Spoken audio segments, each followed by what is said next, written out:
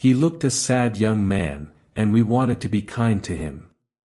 When he moved into the house next to ours, my wife Janet said, "I think he's sad because he lives alone. I feel sorry for him." We live in a semi-detached house outside a village. The house next to ours was empty for a long time, and then the young man came. He arrived in a van with a few pieces of furniture. Then we didn't see him very much. Sometimes he went for a walk in the country. And every day he walked to the village to do some shopping. He always walked. He didn't have a car. "Perhaps he's too poor to buy a car," said Janet. "Let's take him into the village tomorrow." So next day, when he came out of the house to go shopping, I offered him a lift. "No thank you," he replied, "I prefer to walk." We looked surprised. "But it's over a mile to the village," I said. He smiled. "I like walking." And he walked on. "He's just shy, poor boy," Janet said. So we tried again. Next time he came out, we were waiting in the car. We said that we were going to the village and offered him a lift. He looked away quickly. Was he angry or shy? "Thank you very much. But I prefer to walk," he said. And he walked on. Janet was surprised. But she continued to think about how to help the young man. "He's very thin," she said one evening. "I'm sure he doesn't eat good food. We must invite him to dinner." Janet and I like good food. We eat a lot of butter and puddings and cream and sweet things like cakes. We know this rich food is fattening, but we like it. So we're a bit overweight. The young man opened the door. Janet was right. He was thin. He looked at me in silence a moment and smiled. "Thank you. You're very kind. But I can only eat certain food. I have a special diet." "What sort of diet?" "Oh, fruit, vegetables, bread." "Are you a vegetarian?" "Yes, I am. My wife is a very good cook. I said she can cook a delicious vegetarian dinner. Please come." He looked away and said nothing. "You must come," I insisted. "My wife will be very disappointed." He thought a moment. "Okay, I'll come." He said he didn't look very happy about it. But Janet was very happy. She cooked a wonderful vegetarian meal. But she put butter in vegetables. And she also made a big fruit pudding with lots of sugar and cream. "He must eat some real food," she said. That evening we learned the young man's name. Richard. He didn't talk much, but we also learned that he was 28. He couldn't find a job and he didn't have much money. His parents were dead and he didn't have any brothers or sisters. We felt sorry for him.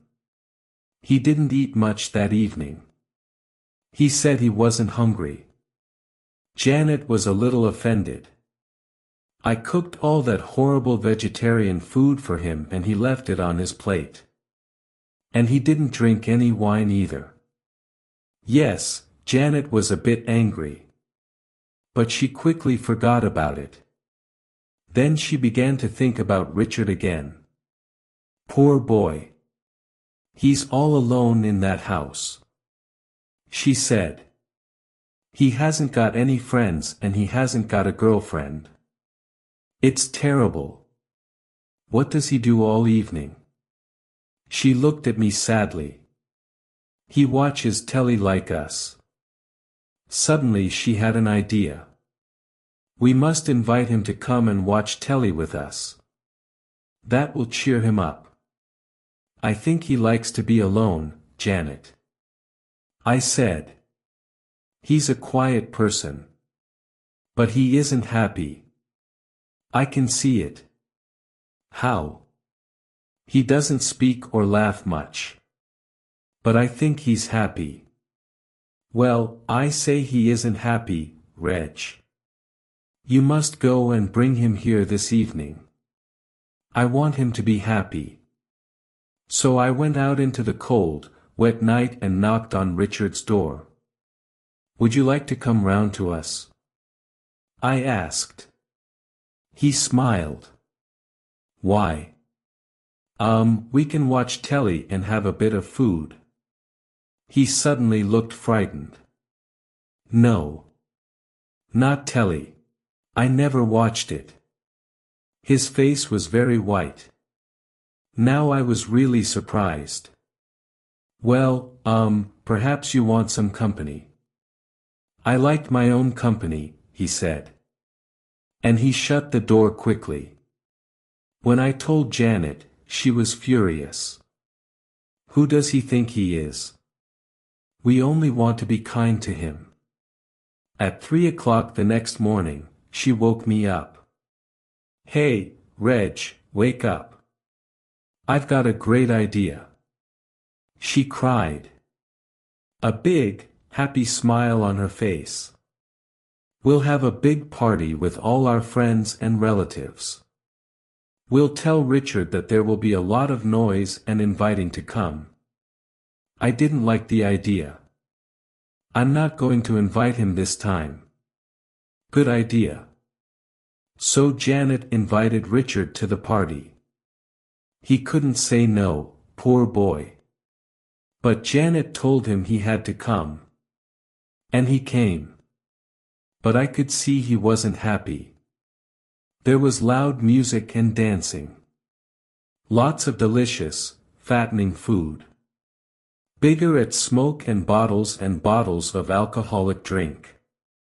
Our friends and relatives are all very kind and they've pushed plates of food and glasses of drink in front of Richard's nose. And he couldn't say no. When I saw him about midnight, he looked terrible. His face was white with panic. People were shouting, singing and dancing all around him. He couldn't escape. Then about 15 minutes later, he wasn't there. Where's Richard? I asked Janet. Oh, he had to go. She replied. He said he wasn't feeling well. What a pity. He was enjoying the party so much. A few nights later, there was a knock at the door. When I opened it, I couldn't believe my eyes. It was Richard. He was standing in the wind and rain. He was as white as a sheet. His eyes were dark and strange. Could you phone a doctor? He said in a quiet voice. I'm not feeling well. I told him to come in and sit down. While I phoned, Janet made a cup of tea. Then she sat on the sofa with Richard. She was happy again. What's the matter? She asked. I feel hot. I've got a headache and my heart is beating fast. Oh, you poor thing. Janet said tenderly. Dr. Rockwell arrived soon and examined Richard. He said, you've got a fever and your heartbeat is not regular. You must rest. Stay in bed for a few days. Relax and eat plenty of good food. Here's some medicine for the fever. At the door, he said to me, it may be of higher or some, perhaps an allergy. If he isn't better in a few days, call me. Of course, Janet was really happy. She wanted Richard to sleep in our house, but he said no. He wanted to go back to his house. So we took him next door and put him to bed. Now we could see inside the house for the first time and we were amazed. He had tables, chairs, a sofa, an armchair, carpets, bookcases, pictures, cupboards, etc. But there was no television set. No video recorder, no phone, no home computer, no hi-fi. There was nothing modern, not even electric lights. He had big candles in all the rooms. He took the medicine and quickly fell asleep. "I'm going to stay here and look after him," said Janet. "Oh, look at this place. The poor boy hasn't got enough money to buy a telly. Let's get our old TV set. He can watch it in bed." "But Janet, he doesn't like TV." But she wasn't listening to me. I knew why she was doing these strange things. We haven't got any children and she wanted to give Richard all the kindness of a mother. When he woke up and saw the TV at the end of the bed, he looked frightened. He tried to move and speak, but he was weak. "The doctor said you must rest," smiled Janet. "So be a good boy.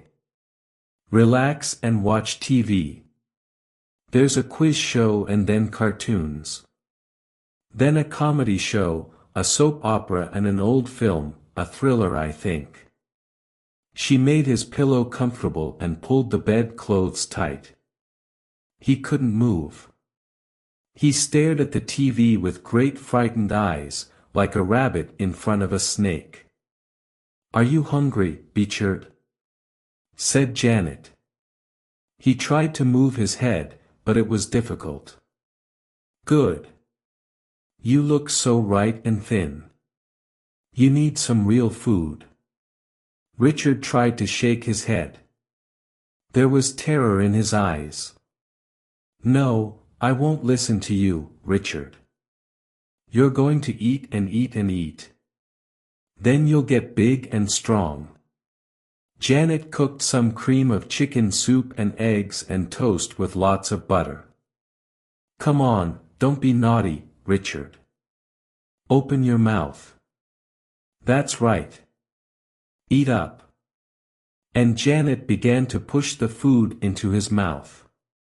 She stayed with Richard for 6 days and nights. She slept in the next room. She got her mobile phone for emergencies, but she called lots of friends and relatives and asked them to come and visit Richard. The phone was always ringing. People came and went and it was very noisy. When she got an old radio cassette player from our house and Richard had to listen to music or radio programs, she even decided to hire a video recorder. Richard was Janet's prisoner. He did everything she wanted. For 6 days he stayed in bed and watched TV and video films or listened to loud music and a talk of visitors. His eyes were like glass. His face had no expression. He was like a zombie. Janet cooked him 3 big meals a day and he began to get fat. But he didn't get better. After 10 days he was very weak. He didn't move and he didn't speak. He only stared in front of him.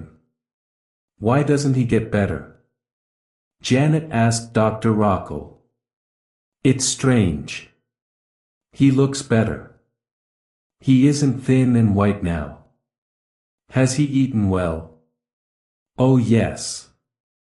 Lots and lots of good food." The fever has gone down, but his heart is still bad. I can't understand it. Look at his eyes. They look strange. Perhaps he's asleep."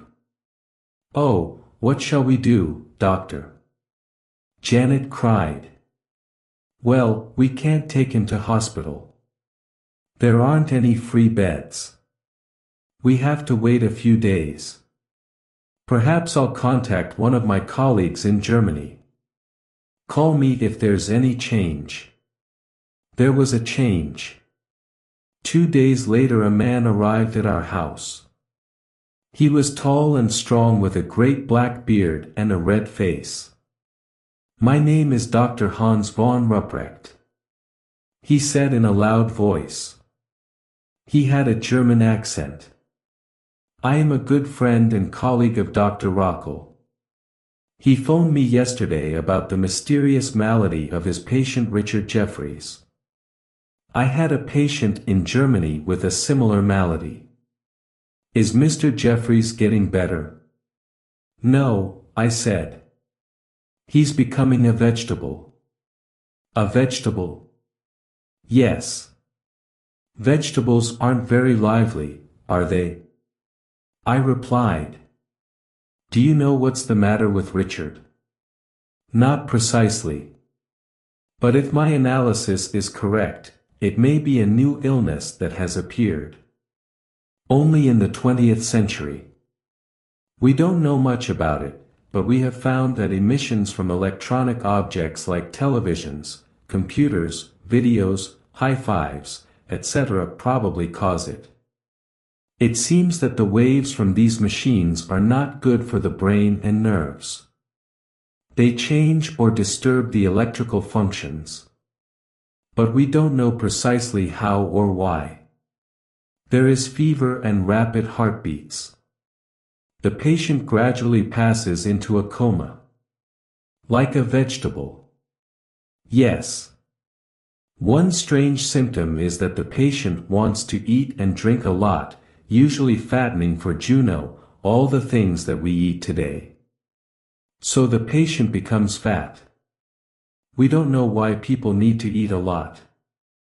Perhaps there are psychological causes. Nobody has done any experiments and nobody has written a scientific study. But we know the final result of the malady. The patient will die. At that moment there was a long terrible scream from next door. Dr. von Ruprecht and I ran out of the house. Janet was coming out of Richard's house. She was crying. When I asked her what was wrong, she couldn't answer. I put my arms around her and the doctor went into Richard's house. A few minutes later he came out. "He's dead," he announced quietly. "I found this under the pillow." It was an envelope. I opened it. There was a letter in it. I read it out to the others. "I'm going to die soon. And I know that it's the 20th century that is killing me. 10 years ago, when I was 18, I was a very different person. I had a teenager's lifestyle. I went to discos with my friends every evening. I listened to loud music. I watched a lot of TV and videos. I liked computer games. I was always talking on the phone. Then something happened. I began to feel ill. I had bad headaches. My heartbeat was rapid. Sometimes I felt dizzy. I often had a temperature. I couldn't do my schoolwork. I didn't know why I was ill. I went to a doctor, but he didn't know either. He said perhaps it was my lifestyle. I thought a lot about this. It was true that I never walked. I went everywhere by car. It was true that I drank a lot of alcohol and ate bad food. It was true that I watched a lot of stupid TV programs, game shows, talk shows, and hundreds of bad films. It was true that my ears weren't good because the music in the discos was very loud. It was true that I sat for hours in front of my computer. And it was true that I had started doing all these things when I was very young, about 14. I took a lot of pills and medicine, but I didn't get better. I became fat and very lazy. I never went out, except in the car. At weekends I sat in front of the TV all day, all listened to music, and I ate and drank, and ate. I lived like a zombie. I never used my brain. It was full of the rubbish from TV programs, silly songs, and terrible films. I became very weak and very ill with a temperature and heart problems. Then suddenly I understood. One day I had a little accident in the car and hit my head. It wasn't serious, but my mind became clear and I saw everything. I saw that the 20th century was slowly killing me. So I changed my lifestyle. I stopped living like a zombie. It was very difficult. My lifestyle was a habit, a very dangerous habit like taking drugs. Time for the end of the 20th century was killing my mind and my body. So I began to walk everywhere. I didn't watch TV or listen to stupid music. I saw my computer and my video recorder. I didn't go to discos. I stopped eating bad food and drinking too much alcohol, and I lost all my friends too. But the 20th century was everywhere. It was too strong and I had to escape from it. So I came here to the country. But I couldn't escape. The 20th century is too strong. I can't fight it. I know I'm going to die soon. Goodbye. Richard Jeffries. When I finished, Dr. von Ruprecht said sadly. So now we know that this is an illness of the mind caused by living in the 20th century. Can I take this letter with me, please? I want to write a report about Richard's case and publish it. Then all the world will know. But before the doctor could finish, poor Janet fell to the ground with a strange cry. Von Ruprecht examined her, then looked at me. She has got a temperature. Her heartbeat is very fast. He shook his head sadly.